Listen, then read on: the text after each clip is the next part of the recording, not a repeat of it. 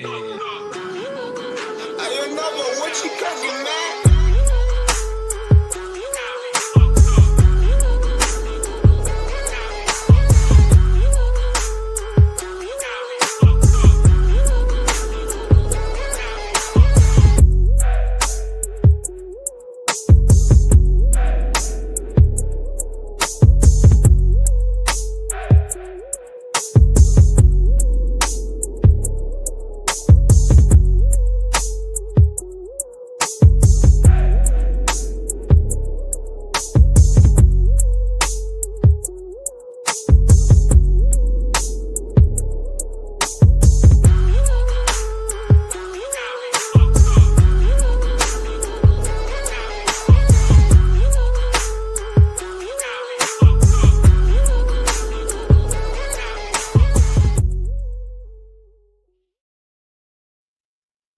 good morning. Good morning. I am muted. No, you're not. I hear you. Okay, now I'm not muted. You Good are morning. We hear you. live. Roll with it. What is going on, Iron Minds crew? How we feeling this beautiful, beautiful Tuesday morning? I'm glad to be back. I'm just happy You to be feeling here. great? I'm sorry. Go ahead, Nick. Go ahead, my man. I was just saying, I'm just happy to be here. How about yourself? I'm happy to be here too, although I'm now a little mad because I'm the only one outside in this really cold weather. When I was getting up this morning, I was like, man, I got enough time. I could probably just go to the gym and go live. And I was like, no, my boy Lombard, he's going to be embracing the suck with me. Oh, no, there he is in a freaking climate controlled building. So, Absolutely.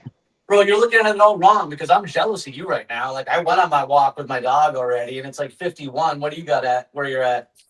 I think we're like 43. Dude, it's not bad though, because there's no wind blowing. That is the one thing I hate about Texas winters is it's windy as crap, bro. No wind during the summer, but as soon as the temperature gets below 50, it's like, oh yeah, let's have the Arctic breeze come in here every day. So If it's I actually pretty nice outside. Yeah, if I was home, I would definitely be outside, but I'm right around the corner from Truck Parking Club HQ. It's in the 20s. I was considering I brought my leggings and like cold weather gear out. Um, but it's just a matter of like I didn't get to bed. I mean, being here at HQ, we're in grind mode ourselves, so it's like I didn't really get to bed until late last night, like before midnight. Just freaking in the arena. So it's like I could have, I'd rather not get 5 hours of sleep. My body is still, and it's great using these smartwatches, seeing what that 40 miles did to me last weekend. Like my HRV, my heart rate variability, seeing it start to teeter back, like it was very much in the gutter. It still kind of is in the gutter from doing that 40 miles walking around in the woods. And it's like where I'm sleeping through the night, the sleep itself is not the greatest quality, and it's like I'm not at the age where getting 5 hours and then getting up and trying to get a hard workout and is going to actually benefit me. So I was like, okay, I'm going to get up. The hotel gym's got the treadmill. I'm going to get in here. I need to get my steps in. I need to make sure I'm getting as much movement as I can this week because I've got the Austin Half Marathon in January. I've got Austin Marathon in February. I am in the middle of dialing in. So I just got to make sure the movement's still there, no matter what. That is what's up. Well, I'm a little jealous, dude. Like I'm always jealous of people when they can get outside. So you're after it, Pedro. You're doing God's work right now. Yeah, man.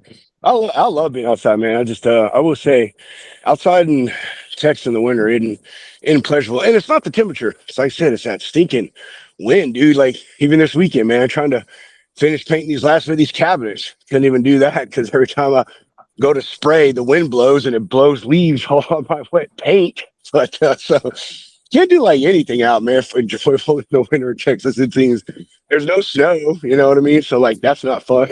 It's just an awkward place in the South, man.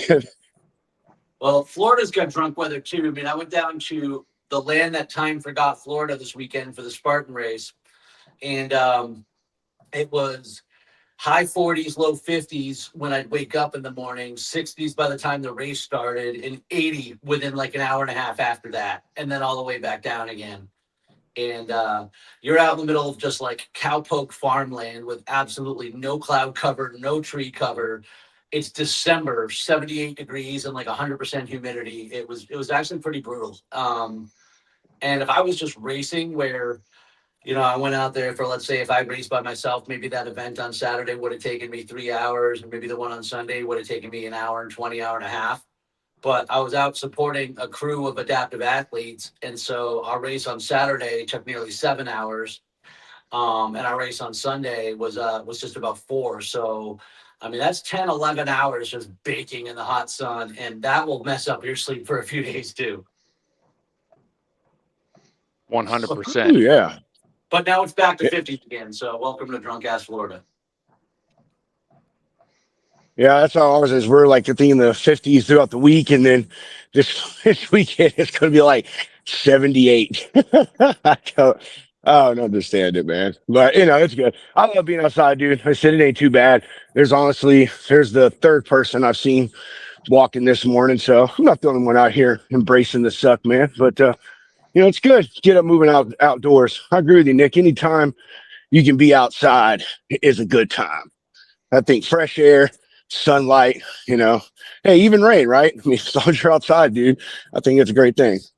I absolutely love running in the rain. It makes the workout not great, but like, I don't know, mentally it takes my mind off the hard part of the run. I just focus on the weather, and I don't know, I just really enjoy I really enjoy like running in rain. I know that sounds really dumb, but it just makes it a different experience. And I think, I don't know, one of the benefits of not being very fast, I think, and maybe this is true for everybody, is you really find a lot of different things that you like that aren't necessarily the best part of the workout, if that makes sense to you. Mike, you ever get into that where you're just like, man, I know this isn't like the greatest benefit for me right now, but like this is what it's about. I'm just enjoying this.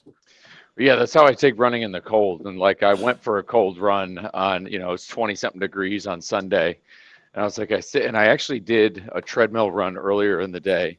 And then towards the end, it's just like I just felt like a freaking blob, being at this hotel. And I was like, it's cold out. I should go. I should see if I still got it, because by all means, any of the the half marathon in January could be another brisk one. I should continue to know what this feels like. But some of those cold weather runs, when as long as you're bundled up good, you got your ears covered, my neck's covered, like I got the ski mask and the gloves. Once you break out into it and you're out there, it starts to, for me at least, and it would happen when I was over the road. This is why I encourage it so much for drivers to still get outside and move when it is like inclement weather like this, because I've done it up in Iowa and go for these runs when it's really cold. It's like all of a sudden like you start feeding your own ego. And like I always think back to this one run I did in Iowa where it was snowing, it was cold, it must have been 20 degrees, below 20. And I was out there and I had made a TikTok video doing that run and I was like fired up, but it's like internally, I was like feeding my own ego, because in my mind, I'm like, there's nobody else out here. And it channels right into Goggins' first book of being what's called, quote unquote, the only, like being the only person doing something, being that extreme minority. Uncommon amongst the uncommon. Exactly. And that mindset, uncommon amongst the uncommon, like I'm the only one out here. Like it's you, it's the most self-hype of being like, you're right, I am the only one out here because I'm better than other people. And it's like, and I don't want to get to, it's like, yeah, obviously you don't want to be a too egotistical of a person saying, walking around thinking that you're just better than everybody. But at that moment and at that time with what you're doing, you do want to be like that. Because if you tell yourself the opposite, then you're not going to go ahead and move. You're not going to go ahead and do the things you should be doing. So when you like, it's a sense of pride. You're like, yes, I am out here. Yes, I am strong enough to do this stuff in the cold weather. I can accomplish my goals. So getting out on Sunday, like running in the cold is good. Running in the rain is great. Yeah, Florida rain is great, but running at 40 degrees and raining is can lead to hypothermia. So it's like I'm not. You just described my first marathon. Yeah, it's selective. Yeah, selective type of rain. That's great to run in. But yeah, running in the cold is always a freaking good, like running in the cold and the extreme heat too. Like I like running when it's triple digits. Like I will run when it's triple digits 8 days a week. But yeah, when it's cold, it's much, much harder. That ego thing, I know what you mean. And I don't think it's that dangerous because you're feeding your ego about the effort, not the outcome. You know, you're not patting your back saying I'm the greatest runner ever, but I think it's all right to be like, hell yeah, I got out here. You know, and like my only competition is me. Because I feel that way. Like when I go run at the park or something and it's downpouring, and then I'm the only one there. I'm like, you know what? I did something right today. I got one step ahead of someone else today. Which more often than not, when it's not a competition about me and other people, but at the same time, like I don't know, I do race and I do compete, and so I do look for ways that what am I doing different? Like how am I being mentally stronger today? Yeah, like, do I wish I was outside right now, like going for a run in a perfect world? Like, if it, I guess if we weren't doing Ironmines this morning, I probably would have gone for that run and I'd run right now, but it's like I wouldn't be able to talk on the actual podcast. I want to be able to converse and pay attention. But it's like, but I'm still the only guy in here. I'm gonna get a 30-minute walk in. Um, I mean, these are the things that we preach about every single Tuesday, where you don't have to do what Lombard's doing to change your life, to change your health. It's like this is a 30-minute walk. So for people who are traveling, especially if they're traveling for the holidays for family, or they're going someplace different, or they're stuck in motion. They might be in grind mode like Pedro. This is that ever subtle reminder that it does not matter what it is as long as it is movement. My friend, and I'd be remiss not to give him a shout out, but my friend Alex Bradley, he just completed a 2,500 plus mile journey. He walked from Austin, Texas to Oregon City, Oregon, and to raise money. He was on a big mental health awareness tour that he was doing. He was walking to where his best friend took his last steps in Oregon City, Oregon. And so he walked from Austin to Oregon. And he just finished it. And I mean, he walked like he was walking. And he has this movement called the Next Step movement. And that's what it is all about, is taking that next step, whatever that next step looks like, getting up and getting after it. That's perfect. And maybe it's a decent segue if I love to share a moment about what I did this weekend. So I was at the Spartan race in, like I said, the middle of nowhere, Florida. But I didn't compete for myself. My wife and I both went out with a team called Dealers of Hope. And what they do is they're a group, a nonprofit organization. They're some of it's veterans, some of it's a lot of mental health. Invisible scars, building community. And so they take adaptive athletes and people with invisible scars out on the course and go through the obstacles. And so my wife and I got to join them this weekend, and we were, as far as the work you do, number one, it is not an easy day because you are literally pulling and pushing a wheelchair through mud and through cow pasture and just through all of the elements and the trails and everything, over logs, the whole 9 yards. And then physically helping the athlete get over walls, do overhead obstacles and support them. But, the credit goes to the guy in the chair. And all day long, number one, the attitude. I was fortunate enough to support a guy named PJ, and I'm not sure what led to him being in the chair, but I mean, his whole lower body is atrophied. And so just the absolute positive attitude of this guy. Number one, I don't know the amount of courage it really takes to be that vulnerable and to allow other people to help you that much and to give that much trust. We talk about that in here from time to time about how it's important to be able to ask for help and how most of us really suck at it. And so I just think about how brave and courageous you have to be to literally let strangers, because I mean, I met this guy once before, like you're putting your safety, your health, your life ultimately in their hands. So that's one thing. Number two, that is not a comfortable ride. We're dragging that thing and pushing and pulling, and this dude's using all the core work he's got in there just to as he's bouncing around in the chair. And I just think, we talk about so many times there's these excuses that we allow for us to not do things, like to not compete, to not do movement, right? And here are people out there who are getting part of a community to allow others to support them, who are doing things just so they can always take that next step, right? There's no excuses coming from this guy. That perspective of life, it just eludes them. And so I think Trey and I were even talking about it for a moment last week, and I know we talk about this, but It is just insane to me, and I still do this too often. How often and how much we take for granted our ability to walk, our ability to get up and down, our ability to move, and how much we just take that for granted.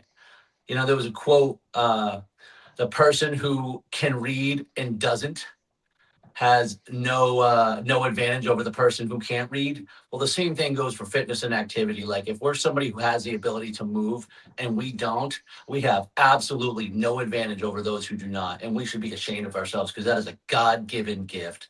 And not That's only my that, soapbox. oh yeah, not only that, what I like to think of it as is it's an affront, it's an insult to those who can't. Like Matt Johnson, who just recently ran across Texas. By the way, this is the guy. He's ran across Texas west to east and north to south. He's the fastest guy to do both.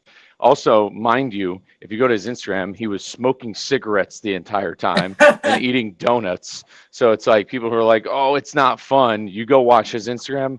I'll tell you, yeah, he was in the pain cave, but he was having a great time doing it while he was ripping cigs and smashing donuts and Krispy Kreme the whole way down. But he's very much under that's his theme, is doing it for those who can't, doing it for those who can't, and to not do it, to not take advantage of what you can do with your body through movement is an insult to the people who can't. Because there are people who would kill. Actually, when I was pacing my buddy Austin for the last 100 miles of that race, you know, those last two loops and the last 20 miles especially were obviously the most painful for him. And one of the things I told him, I was just like, there are people who would kill for this moment. I was like, there are people who would do anything to feel what you're feeling, especially like that was not an easy course. There was so much elevate. It's not even a running course. It is like a hiking trail that you can't even really walk straight with a bunch of roots up and down, up and down. You know, my 2 laps alone, he has almost 10,000 feet of elevation gain in himself because he had to do 5 laps. I had, you know, over 3,000 for 2 laps. So, I mean, you do the math. The guy has almost 10,000 feet of elevation gain. And, you know, his right ankle is like still pretty much swollen. Like he couldn't walk for about 24 hours. But I was saying that to him on the course. I was like, there are people who would kill to feel what you're feeling right now because they would. Just for this moment, because they would. Just for however much pain as he is in, there's people who can't even stand, who would do anything, who would give anything to do what he's doing, and to not take advantage of that and to not live up to that every day it's an insult to them. I also call it an insult to your ancestors, like your ancestors, your family, not the grandparents, you know, the grandparents you don't know. And many of them, and those people, there are millions of people who sacrifice themselves for you not to be a piece of shit. Like like there's no nice way to say it. They did not go through these struggles. The people I'm talking like very recent, like 150, 200 years ago, those people did not work through hell and sacrifice and live to know that their family generation down the line was going to be like, as far as saying, I can't go for a walk, I don't have time, or I have kids, it's because I have kids, I can't do this. What do you think life was like 200 years ago? 200 years ago, like you think about now, we have more gyms per capita than any country in the world. We've got infinite technology related to this. We've got coaches galore. You've got by any means necessary, you have nothing but options.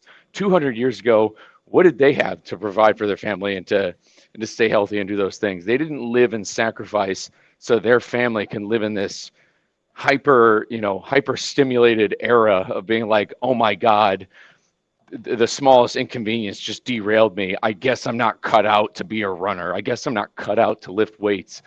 It's bullshit. Like, let's cut it out. And this is December, dude. It's remember December time frame, people. Like December, how you act in December. That's a Mike Tomlin quote. Remember December, how you show up in December dictates how you're going to do in the playoffs. If you're going to make it to this, you know, if that team's going to make it to the Super Bowl, it doesn't matter what happened in September, October. How'd they show up in December? That's because they still need to show up come January. They can't let off the foot off the gas. It's that time where we're not holding back on December. We're not easing. We can't be easing off the gas. We need to be hammering down on the things we want to do and the goals we want to do. See, Pedro, you're out there doing God's work. Like I said, my friend. Yeah, I feel you, brother. I feel you. Yeah, man. All of what y'all are saying. It's I wouldn't say it hits home a little bit. I mean, I've got my own limitations and stuff, but I mean, it's like Lombard said. There's really, really no excuse except for the one you're giving yourself right now at that moment not to do something. You know what I mean? So, uh, Let and I me guess rephrase that's just a mindset reframe too, because when you said limitations, I thought the same thing for myself, and I'm like, you know what, let's just call them circumstances, or situations, because we all have, like, we're not 15 anymore. Okay, there's a lot of life between us here, and as you go through life, there are things that will make other things more challenging and more difficult, right? So it's easier to tell ourselves a narrative that we have these limits or we have these limitations because we've acquired difficulties or things that are harder. But I mean, speaking for you, brother, you are breaking those limitations right now. So, and every step that you do is continuing to break them. So yeah, there are things that might make it harder to get to that starting line for some people. Like, I have plenty. I'm sure most people have something rather or another, but you're out there doing it. So if there's a limitation, you are defying it. And I mean, at the same time, I'm not saying I'm going to go step up and be the top of the podium or something like that either. So I'm not blaming a limitation or a circumstance, but that's also just, what am I about? What am I trying to do right now? And I think there's an evolution to it too, because when I got into this 9 years ago was my first Spartan race. And I thought it was going to be my only one. I had no, I had 6 months ago, I swore I'd never do an Ironman. So all these things begin to add up, like as you get more capable, you tend to want to continue to do more. Yeah, I mean, I think back at starting out in November of 2018. Could I have advanced quicker if I signed up for a race sooner? Sure, probably, but there was also nobody really encouraging me to that, because you figure my gateway into this was CrossFit. And then this is why I'm such a huge proponent of group fitness in general, no matter what it is, because it was CrossFit. And then also, a Peloton entered my life at the end of, towards the end of 2019. And that became something to look forward to. Some of those live classes, the instructor, how he engaged on the screen, this guy, Alex Toussaint, who he was as a coach. Like, that's why doing it solo is very, very hard. And that's why people will fall off. Like, they'll join a Planet Fitness in January. They're gone in 3 weeks, because there's no sort of accountability. There's nothing that's selling you on doing it, because you're not getting the immediate results you want from 3 weeks at Planet Fitness. But there's something that's very good and gratifying and gets your dopamine, like even like a Peloton doing that. But that's why group fitness is so important. Group fitness is more expensive than Planet Fitness. People are always looking at a cost benefit, but going to CrossFit, going to those classes are the biggest things. If there is anybody listening, I cannot recommend enough to go to your nearest group fitness. And I'm not talking the ones at Planet Fitness or Crunch. I'm talking a CrossFit gym, a Hyrox affiliated gym, and I know I'm biased, but an Orange Theory, an F45, something that has group fitness, strength, and cardio-based fitness classes. Join a community there. We talk about community a lot in here. That is what you need. You need friends who are going through the same things as you in person, going through it day to day. I mean, you're like, the internet has connected us to so many people. You can find any sort of influencer or fitness person or coach who has almost the same exact story as you to lean on. You have every weapon at your disposal to get this. And again, it's not about going to Ironman. It's not about joining me and Nick in Jacksonville in May. But along the way, as I started getting healthier, I mean, as I got into running, because once I was that far along, by the time I was a year and a half, 2 years into this journey, I had to force myself into running because I was going over the road. The idea, like, the race just came there because the confidence had been built from the strength and endurance I had been building over the course of a year and a half, 2 years. The goalposts move the further you go. So yeah, you could be saying now, I'll never do a certain race. The thing is, it's going to happen eventually. So why not just do it now instead of like just skip the hard part, sign up for it, and you burn the ships a little bit sooner. But group fitness, do it. My wife goes, well, she likes to group fitness classes. So I'm a lone wolf a lot when I work out, mostly because of my schedule and because of my habits. But yet I constantly talk about the race community. So that's a huge part for me too. But My wife isn't the one who's going to get up at 5 in the morning and go run. She likes the classes. And for those very reasons, she likes the energy. She likes instructors who are telling her what to do. She likes the community and the relationships and the energy, so, I mean, there are lots of ways to do it. And I mean, if I had that would probably be something that I know I would benefit more from too. And maybe that's the next progressive part of me, is getting out of my own comfort routine and not necessarily doing the same thing. Plus, as I ramp up over the next several months, I mean, I have, obviously things that I do will be a lot by myself, but it's a good opportunity to make changes since, I'm training for something that I haven't trained for necessarily before. So want to learn from other people as much as I can. Plus, you have a hard time when you're by yourself is the time where it's a lot easier to talk yourself out of doing the things that you don't want to do. Oh yeah, it's very simple. I mean, there was plenty of times over the road when I would go for runs, and I would, in my mind, be like, I just need to go out. I just need to do 30 minutes. Like, it's just 30 minutes. Just end up doing 30 minutes. And then all of a sudden I'm 2 miles in and I'm like, I got to do 4. Like, so it's like, there's a crossroads. There's almost a crossroads you're going to witness in person of, do I turn back or do I keep going? And who do you want to be at those moments? Who do you want to be at those moments at your job? Who do you want to be at those moments in your relationship?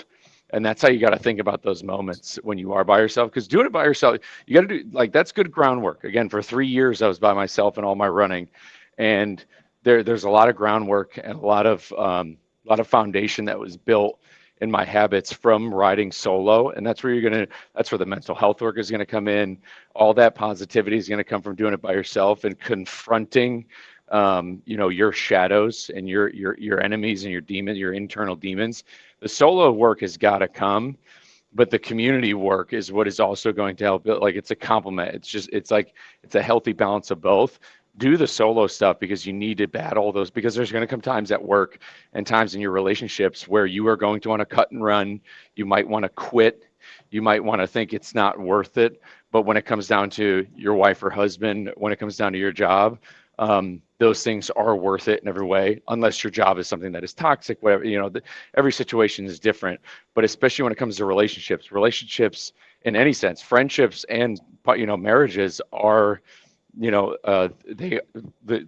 no different than some of those things. They take work. Like, they are partnerships. Like, our relationships with who we're married to and who we're friends with are partnerships. And just like a partnership in business, both parties have to work towards continuing to build that relationship. Like, because, I'm not the same guy I was 10 years ago. My wife wasn't the same person she was 10 years ago. So we're always learning, developing, and becoming better partners as we go along. And if I wasn't doing the stuff I was doing, and I was just continuing to, get blackout drunk and doing whatever and eating like garbage, then that's how I'm going to show up as a partner at the same way. If I'm not going to become who I'm going to be, if I'm just spiraling down that same Monday through Friday, drink, freaking rinse, repeat, crappy life, complaining about the good old days, that's not me improving my relationship with my partner. But doing that solo work, groundwork, being in community, that's going to make me better. And I think that's a perfect segue to also remind what we're doing here. Because, I mean, this is a community right here. As iron sharpens iron, one man sharpens another. And, I talked about being alone all the time, yet I show up every Tuesday. And this is part of my community, and this is part of what keeps me going. And I've mentioned many times, especially as I was injured a lot last year, or even right now while I'm sort of a in-between stage of doing things, it would be real easy for me to skip the day and to not do anything. But instead, part of this community, part of this group, and you have a role to play and a responsibility to the other members in the group, and so you just keep showing up. And we are looking to grow it again. So if you're listening to this, we've got a Slack group. We are here every Tuesday. We want to talk with you. We want to be involved. We want to help you out with whatever it is you're doing. But other than that, guys, that's going to do it for me on a Tuesday. I think it's about time to drop the mic. Pedro, you got any last words for us? Oh. All right, come. So guess that's it. Mic drop. We'll see you on the other side. Let's go. Peace.